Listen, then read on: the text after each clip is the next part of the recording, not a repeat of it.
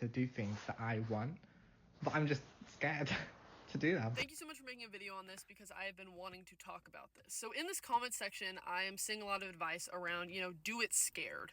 And while I think this is good advice, it doesn't go deep enough because it kind of falls along a similar line of like, if someone has depression, being like, well, just don't be sad. Or if someone lives very chronically anxious, being like, well, just like, don't think about things so much, or just don't worry about it. And it's like, yeah, of course.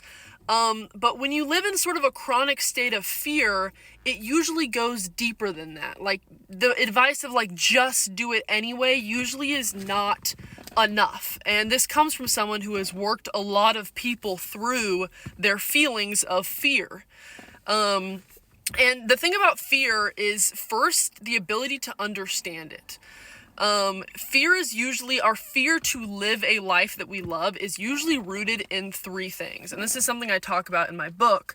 And that is either fear rooted in uncertainty, fear rooted in unworthiness, or fear rooted in the fear of judgment.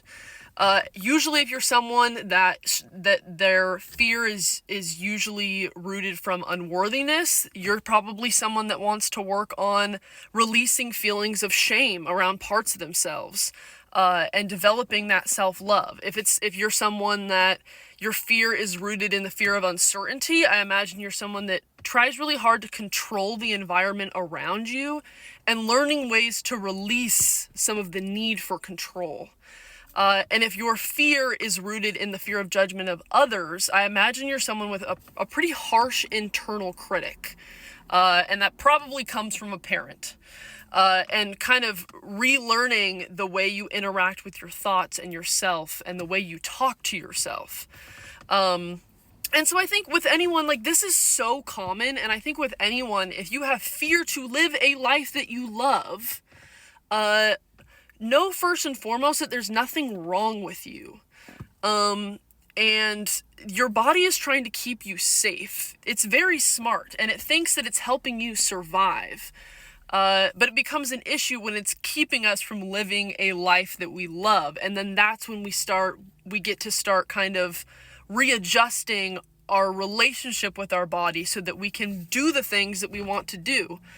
And so understanding that, and then going a little bit deeper of where is this fear rooted and what tools can I develop to help me work through it.